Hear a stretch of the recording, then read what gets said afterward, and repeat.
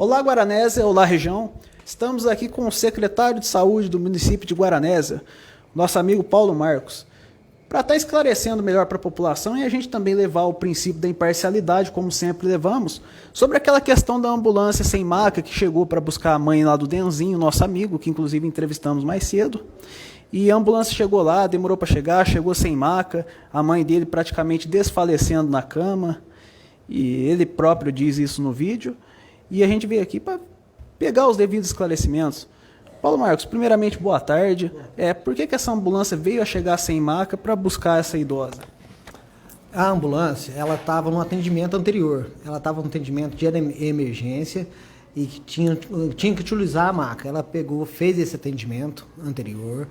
Ela se dirigiu ao pronto-socorro com esse atendimento anterior. Aí retirou a paciente, no caso, com a maca, onde ela estava recebendo os primeiros socorros ali na maca. Neste momento, foi liberado o motorista para ele almoçar em casa com a ambulância, que isso aqui é de praxe, os motoristas vão almoçar em casa com a ambulância, porque se tiver emergência, eles largam o prato e vão correndo fazer a emergência. Nesse caso específico, ele nem chegou na casa dele. No meio do caminho, ele recebeu uma ligação falando que era para se dirigir até o local onde estava sendo chamado, no caso da mãe do Nezinho, do Nezão, do Vart, todos os três são grandes amigos meus. Ele se dirigiu lá para fazer o socorro. Só que ele, na ânsia, na vontade de chegar o mais rápido possível, ele preferiu ir sem a maca, porque a maca estava no pronto-socorro. Isso porque a maior parte dos atendimentos que é chamado pelo pronto-socorro, a maca não é utilizada. Então ele falou assim, não, então vou lá primeiro, vamos ver, se possível usar sem maca, eu já economizo tempo. Esse é o motivo do veículo ter chego no atendimento sem maca, mas no momento que o motorista percebeu que o atendimento específico precisaria de maca, ele retornou imediatamente ao pronto-socorro, recolheu a maca e voltou para que o atendimento fosse eficaz e a senhora, no caso, tivesse todos aqueles cuidados necessários para a sua saúde. Então, em suma, a maca estava sendo utilizada de um atendimento anterior. E o motorista já estava em via, aproveitou que já estava no caminho, recebeu o chamado. A gente frisa aqui para todo mundo que está assistindo que a gente respeita todos os funcionários públicos, eles não têm culpa de nada. Então, resumindo, a maca estava sendo utilizada. E como ele estava em via, o motorista, e a maioria dos atendimentos não necessita da maca, ele resolveu se deslocar para poder fazer o atendimento. Aí depois teve que voltar, né? E é isso basicamente, né? É basicamente isso. Deixando bem claro que a intenção do motorista foi a melhor possível. Ele achou que ia adiantar o atendimento. Infelizmente, ocorreu a gravação e teve essa repercussão nas redes sociais, mas o procedimento do motorista ele foi das melhores intenções possíveis. Agora uma pergunta interessante, porque a gente sabe que Guaranésia, principalmente a atual gestão, é marcada pela área da saúde. Tanto que o nosso prefeito foi eleito usando a plataforma saúde. Desde quando eu era criança, ele concorria às eleições, sempre era Laércio da Saúde, Laercinho da Saúde. Então, a pergunta é a seguinte, não teria como ter uma maca reserva em cada ambulância para que esses tipos de episódios não venham a acontecer, visto que Guaranésia é marcada pela área da saúde? Como eu disse para você, cada ambulância tem a sua maca. Não tem nenhuma ambulância em Guaranésia que não tenha maca. Não tem nenhuma ambulância na cidade que não tem maca. Ela já vem, quando você compra, pelo fabricante, é específica para aquele veículo, ela já tem os trilhos e os pontos de fixação para cada maca, para cada veículo. Então, quer dizer, já tem a maca para aquele veículo e não precisa de mais maca, só cabe uma maca em cada veículo. O correto é fazer o atendimento, a pessoa que chegou ser retirada da maca e ser feito o atendimento. Nesse caso, como ele não sabia desse outro atendimento, ele, enquanto estava tendo os atendimentos para paciente lá, foi liberado para fazer o almoço. E, infelizmente, aconteceu tudo isso aí num período aí de tempo que coincidiu, de a maca estar sendo ocupada por outro. Geralmente, ele vai estar lá no pronto-socorro com a maca, até o paciente sair da maca, a maca retorna para a ambulância. Não há necessidade de mais macas para cada ambulância, porque só cabe uma maca em cada ambulância. Então, essa é a explicação, primeiramente. E outra pergunta que o pessoal tem feito também, já partindo mais para outro tema, quanto à questão de não haver pediatra no pronto-socorro em tempo integral, digamos assim. Várias pessoas têm reclamado sobre isso, Danilo também passou dificuldade com essa questão, com a família dele. Tanto que muitos guaranesianos se deslocam até Guaxupé para obter atendimento pediátrico para as crianças, e lá, pediatria 24 horas. Bem como tem outras áreas também, mas especificamente a pediatria. Por que não temos pediatra em tempo integral no pronto-socorro? Hoje a gente não tem orçamento para isso. Seria o custo de um pediatra 24 horas por dia no pronto-socorro é alto.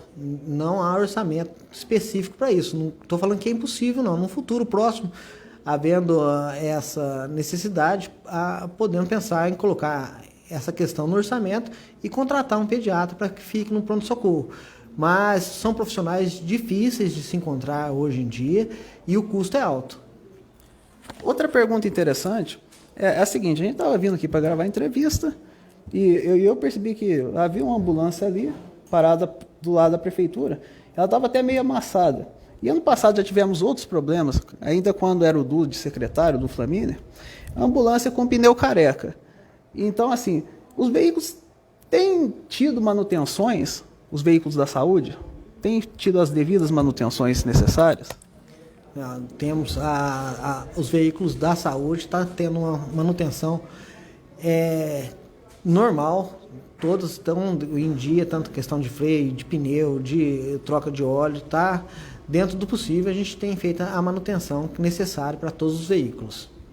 E aproveitando o ensejo, já chegando mais próximo do final, é uma pergunta interessante que eu fiquei nessas semanas, principalmente quando eu vi a postagem e quando foi divulgado. Primeiramente, parabenizar pela conquista que vocês tiveram daquele carro para a área da saúde. Parabenizar primeiramente. Mas durante alguns meses, os exames laboratoriais estiveram suspensos. E a gente até gravou, conversou com você deu a nota e a gente mostrou para a população que gastava-se mais do que arrecadava, segundo vocês. Então, a suspensão desses exames se deu por falta de dinheiro, ou essa suspensão se deu para economizar dinheiro para comprar esse carro para a área da saúde, visto que o carro foi comprado com recursos próprios, porque estava bem destacado na página da prefeitura que vocês compraram o carro da área da saúde com recursos próprios. Então, se precisava restringir os exames laboratoriais, como vocês ainda conseguiram comprar um carro para a área da saúde? A gente fala área da saúde, mas a área da saúde é grande. Então, cada verba vem para uma coisa específica.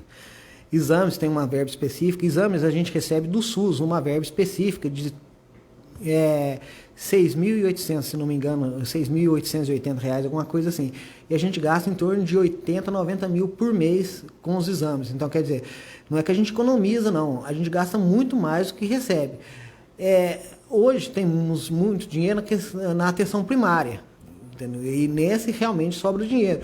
Outros, tipo os exames de sangue, a gente tem que usar o dinheiro nosso do conta corrente.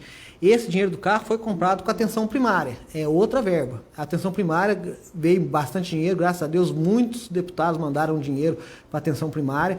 Isso aí não vai englobar os exames, aí não vai englobar as operações eletivas que estão saindo do dinheiro da prefeitura. Entendeu? Então, quer dizer, para uma coisa você pode usar dinheiro, para outra você não pode usar esse dinheiro. Então, as pessoas têm que compreender que quando fala que viu um deputado dando 300 mil, outro 500 mil, outro 1 milhão, tem que ver em qual área da saúde que ele destinou. Se foi para atenção primária, se foi para investimento, se foi para manutenção. E essa verba não pode ser mudada. Se ela veio para atenção primária, eu só posso usar a atenção primária. Se veio para manutenção, vai ser para manutenção e assim por diante. Acho que é até interessante explicar esse ponto, porque a gente tem visto muitas emendas que têm vindo para a área da saúde, acho que mais de 2 bilhões e 600 mil, 1 milhão e 300 mil só do Rodrigo Pacheco, e às vezes a população acaba não vendo essa melhoria, então às vezes não pode ser usado na referida área, né?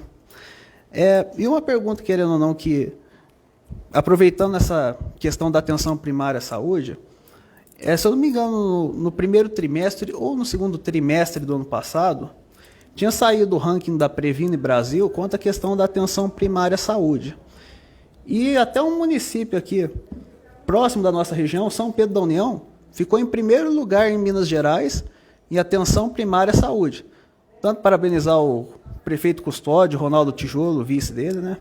E Guaranésia, infelizmente, na época, acabou ficando, acho que na posição 430 no estado de Minas. E na Nacional, até perde as contas. Na Nacional, São Pedro da União ficou na 12ª. Acho que até um resultado esplendoroso para uma cidade tão pequena. A expectativa de Guaranésia subir nesse ranking da área da saúde, quer dizer, da atenção primária à saúde, até porque a nossa cidade, eu acho que acredito que seja a da região que mais se preza, vangloria da área da saúde. Então, a expectativa é que aumente a classificação de Guaranésia dentro do ranking da atenção primária à saúde? O Maxwell, esse aí foi antes de eu entrar, eu não estou por dentro exatamente do que são os parâmetros que chegaram para essa colocação no ranking. O que eu diria é o seguinte, a atenção primária, nós temos atendimento de 100% da população.